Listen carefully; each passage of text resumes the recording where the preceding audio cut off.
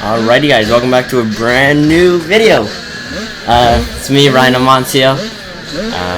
Do J-Day and GNCC. For people that are new, I do YXC1 and GNCC, and in J-Day I do Super Mini. And this year we're doing a change, we're doing Junior A. So right there you can see Davi, he brought tape, because we usually like to tape my wrist brace. Mainly because one time I was racing at a local race and my wrist brace came off, but we ended up changing the I don't know, whatever you call it that holds your wrist brace. We ended up changing that, and we were good.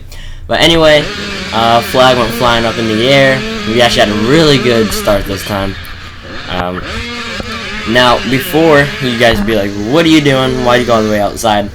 GoPro doesn't show, but on the inside, the 199 kid and the 26 kid, they were on the inside, and I knew if I went to the inside, they were going to push me out regardless. So I decided to go out and see if that would help me out at all, but it didn't. But it's alright. P4 start, not too bad. The leader's already opening up, sadly, so I didn't make it too easy on myself, but oh well.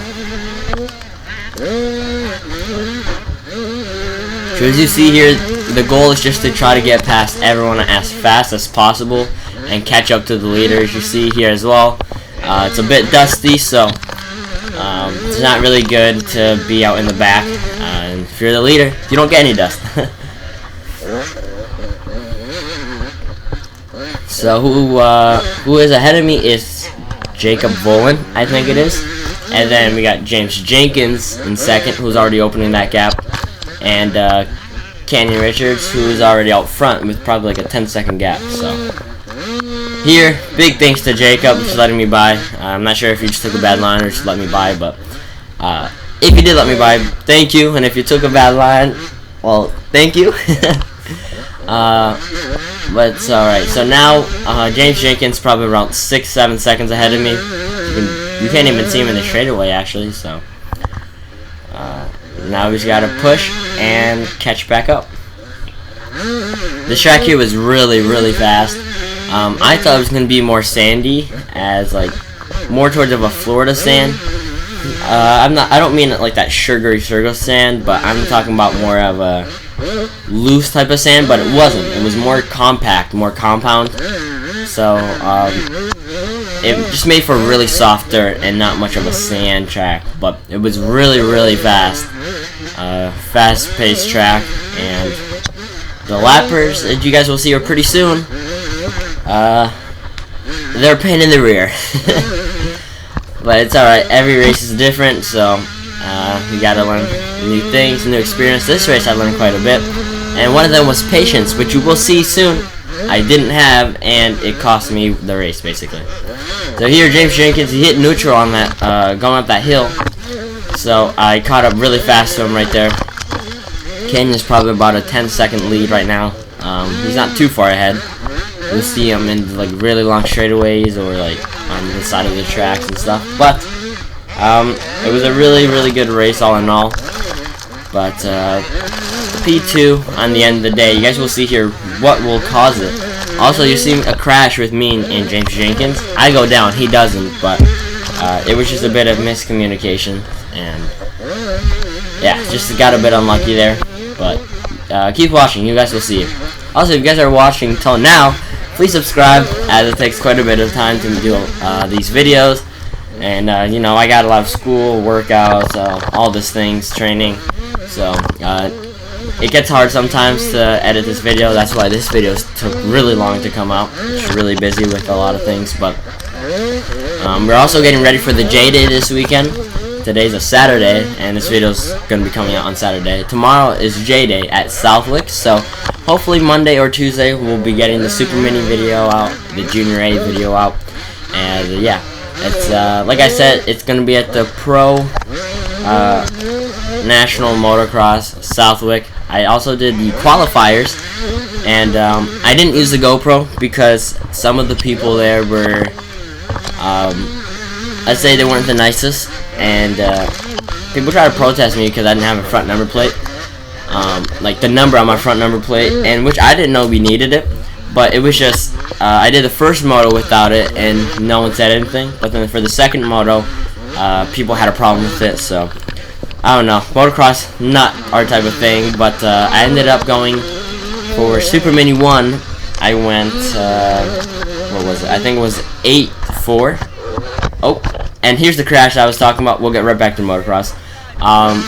So there was just a little bit of miscommunication. Jeez.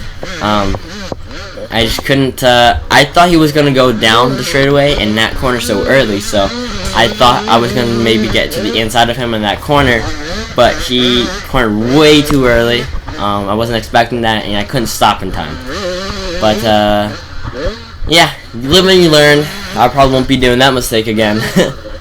But, back to the motocross. For Super Mini 1, 12 to 15, I went 8-4. First moto, second moto. And I think I got 6th. And then for Super Mini 2, 13 to 16, I got 3rd with P6 first moto and 3rd in the second moto. I was actually in 2nd on that second moto, but you know me, couldn't keep it off the ground, sadly. And yeah. But very fun experience at motocross. Very fun. A lot of fast kids and a lot of moto boys that I have no idea who they are. So, but anyway, back to this GNCC. This will be completing lap 2 or lap 3. I forget. I think it was lap 2. If you don't count the first lap, because the first lap was a really short lap. First lap was like I think a 3 or 4 minute lap time, because off the start we would come to the finish line. So it was a really short lap. It didn't really count as a lap. So this would be my 3rd lap and my actual 2nd lap.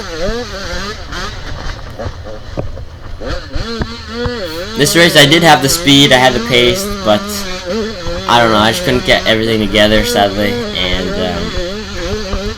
I ended up having a bit more mistakes and a bit more bobbles up front, as you guys will see. Here we had a really close call. This lapper is in the middle, and he decides to shift all the way right to where I was.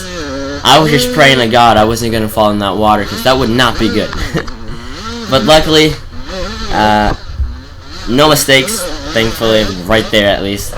And yeah, I mean, it was a pretty close call.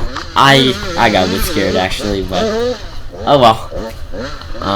Now we're coming back out here. This is the field section, or one of the field sections, coming out of the woods for the first mile. This section here was really hard packed. Doesn't even look like it, but it was pretty hard packed, and I'm not the biggest fan of the hard pack, but that is no excuse. If you're not good, you just gotta get better at what you're not good at, and that's how you get better as a person, as a rider, and it builds character. Anyway, that rut right there, that was really, really deep. It doesn't even look like it either, but it was deep. Here, James Jenkins, that's his dad, I'm guessing. He's gonna give him water, and James Jenkins was about to stop, but his dad saw me, I'm pretty sure, and said, "Screw that, get going." And we almost had a round 2 of the same thing that happens. Anyway, this section here, I was feeling really good. I took a different line than James, because I saw the Kawasaki kid, 65 kid. I saw him, so I said, I'm going to take a different line and see if it works, and it did. James, he was holding me up for a bit. I think it took me about 3 laps to get past him. So that obviously did not help me, but it's racing, so what? Just gotta deal with it, I guess. Sometimes you gotta be more aggressive than you actually want to be, because I don't want to be aggressive. I don't want to be that dirty type of rider, but rubbing is racing, they say. So here, this is the really wide open section in the woods. That's canyon right ahead. Sorry about the dirt. I didn't wipe it. Well, I'm gonna be honest with you guys. I didn't remember wiping it, so I didn't wipe it. But I'll keep that in mind for the next GNCC in Indiana. That's in like 3 weeks too, so. We're following Canyon right here. And we're just trying to. It's that type of thing where Canyon would get lapper, I would close up, and then he would get past them, and then that lapper would hold me up a bit.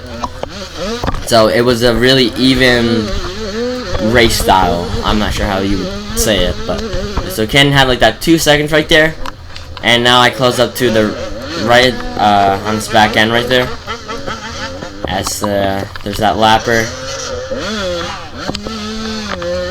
And when you're behind lappers in these tight sections, there's really nothing you can do.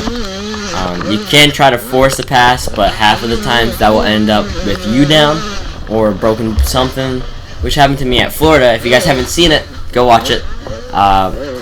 It was oh no, actually I didn't post Florida.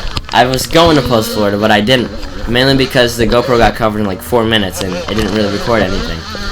But there, Canyon, he takes a look back and almost hits the lapper. So don't look back, I guess. Anyway, here, pay attention. This is where the mistake of the race happened. That's Canyon out front right there behind that Kawasaki rider. I take that line, close up that gap. Here, I take a different line because I thought Canyon was going to go down to that lower line, and he didn't. And if I knew he wasn't, I would have taken that lower line, but I didn't. So right there, I accidentally hit the lapper. He had bark busters. I know you can't see it on the GoPro, but he ended up hitting my finger, my pinky, and my my wrist brace. So I lost control of the bike right there, and then my hand guard got stuck on the tree, so I had to push that back a bit, and we ended up pitting shortly after this. But that right there is what I believe cost me the race, sadly, and just unfortunate, really. I had the speed. I made the pass for like 2-3 seconds, so I did lead. But I don't know, lappers, they're just I don't know the good word for it, but they're always there when you need them not to be, and it's just, oh well.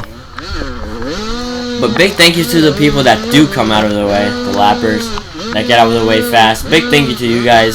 I love you guys. And the people that don't, I love you guys too. But it does make life a bit more hard. Like right here, that kid was stopped in the middle of the trail. And here, this kid, he gets out of my way, but he cuts right back down on me and shoves me right in between those 2 tight trees, and that gas lapper got by me. So I'm not sure if this is just unluckiness or just not enough patience or what it is, what's going on, but I gotta stop it. And I think this is the 2nd time, probably cost me a race just this year of winning the race. But like I said, you live and you learn. It's all experience for the future. But anyway, if you guys enjoyed watching this video, thank you guys so much for watching. I hope you guys enjoyed. I basically said the same thing, just in different ways. But thank you guys so much for watching. If you guys did enjoy, please like and subscribe. Stay tuned for the J-Day video, probably coming on Monday or Tuesday. I'll try my best to get it out on Monday. But anyway, that is it. Peace out. Love you all. Bye.